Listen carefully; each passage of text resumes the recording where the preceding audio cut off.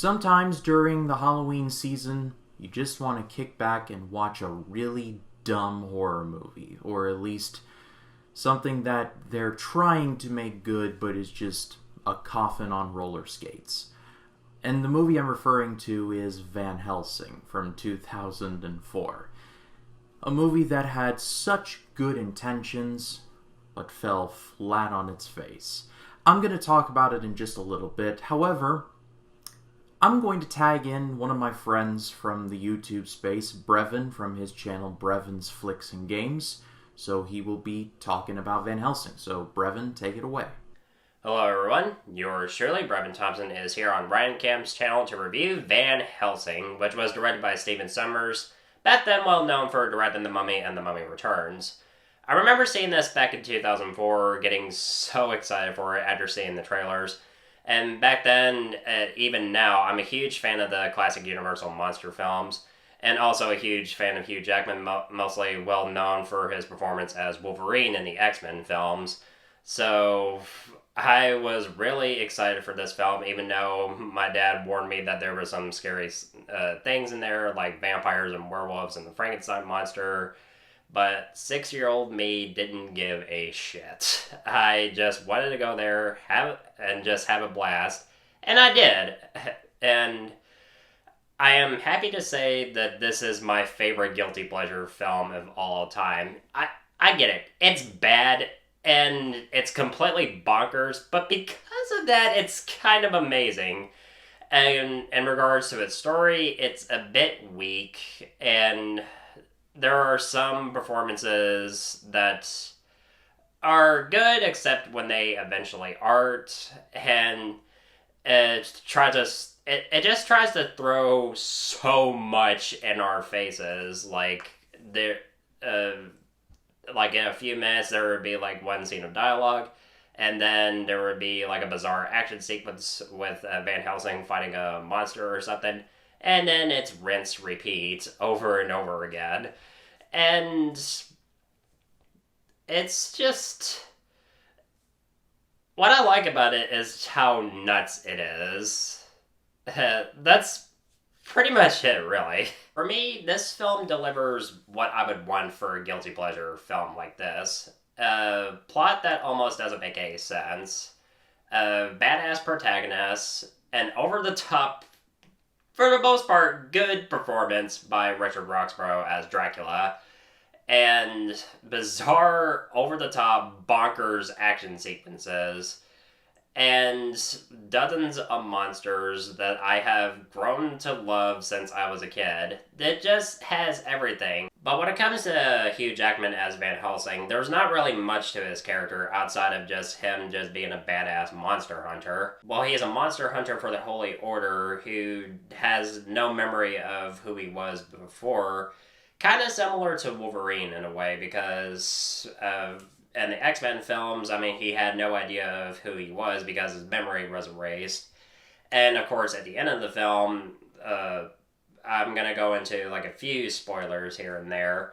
It's revealed that at the end of the film, during his final confrontation with Dracula, that he was the Archangel Gabriel who originally killed Dracula, and apparently God erased his memories, and I guess he decided that he had nothing to do other than just to spend the rest of his life hunting monsters.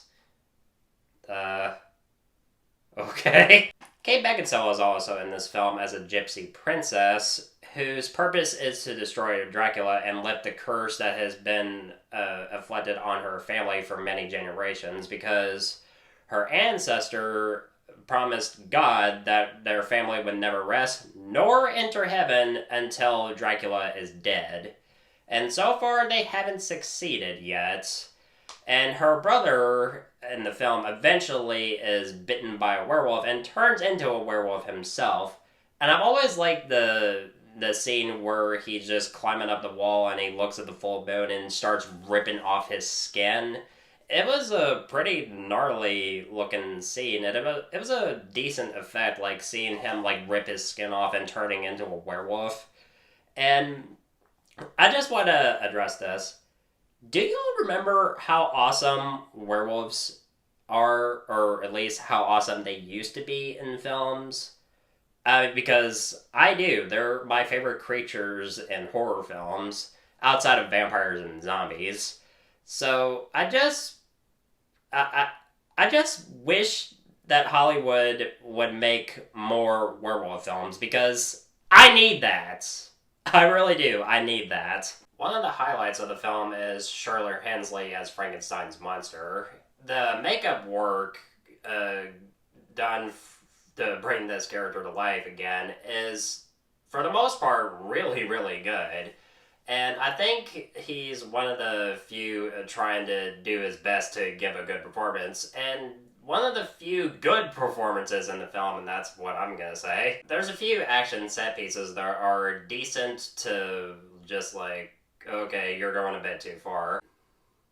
The scene with Van Helsing fighting Mr. Hyde is not too bad. There's an okay action sequence with Van Helsing fighting Dracula's brides and trying to kill them with his crossbow.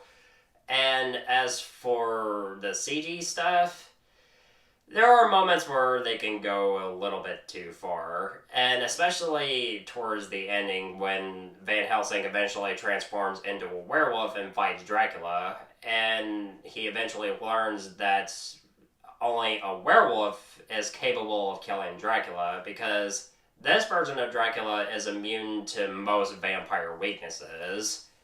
And when he eventually does kill Dracula, it kills all of his vampire children, which I did forget to mention.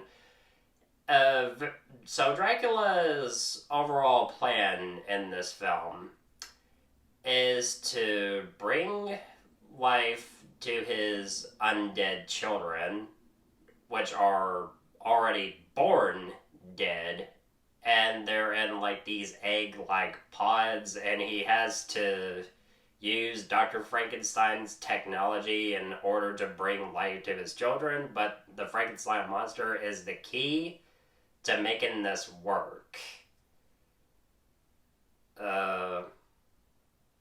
Okay. This is one of the few issues with the film, is that it's attempting to have a plot. It's trying to have, like, a narrative of some kind. Just trying to, like... they're trying to make something work with this script, but they just really, like, have, like, no idea what to do with it, so they're just like, okay, we'll just cram everything in here, and it's just completely losing its mind. I mean, what they tried to do with this film. I mean, it's like this film completely lost its mind. But because of that, it's kind of amazing, and for all the wrong reasons, of course. As for the ending of the film, which is laughable, is when Van Helsing sees Anna in the clouds reunited with her family, which is a complete ripoff of The Lion King. And as a kid, it didn't bother me. And now as an adult, after seeing it after all these years, watching it again, I'm just like, I was trying my best not to laugh because it's just, I understand they're trying to make it heartwarming, but this is a complete ripoff of what they did with The Lion King. Just, oh boy, Van Helsing.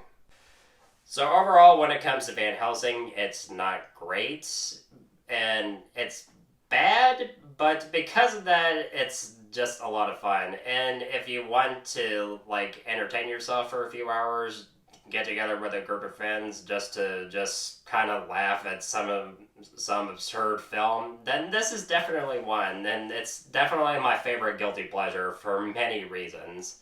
So Ryan, thank you so much for having me on having me join you for this review, and I'm looking forward to collaborating with you again. And if you want my thoughts on old or new films, of course, you know where to find me. I'll leave Brevon's channel down in the description. I highly recommend you all check it out. Thank you, Brevon, for being a part of this. Van Helsing is... edit that out.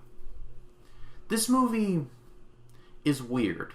because it feels like there was genuine effort put forth into it, and that there was, like, a plan to try and give these universal monsters the respect that they deserve. But wow, there was just so much going on here, it's hard to describe. This movie tells the story of, Gabriel Van Helsing. I've never understood why they just couldn't call him Abraham. Just weird to me. But anyway, it tells the story of Gabriel Van Helsing, played by Hugh Jackman, who deserves much more than this. Deserves so much more than this. And Van Helsing and the last daughter of the family that killed Dracula must team up, as Dracula has resurrected and, well, is going to put a curse on all of them. I will be fair when it comes to this movie in saying that the opening is legitimately pretty good. It's shot in black and white, and if you were going to remake a Dracula movie in, like, the style of the Lugosi Dracula, I would want it to be close to this style. I thought this opening 15 minutes was very well done, and it is all downhill from there. God bless Hugh Jackman. He is legitimately trying. Even if he's in a movie that's legitimately bad, X-Men Origins Wolverine, he is trying, and he does try in the movie. Despite all the ridiculousness that happens, he's giving 110, which I give him all credit.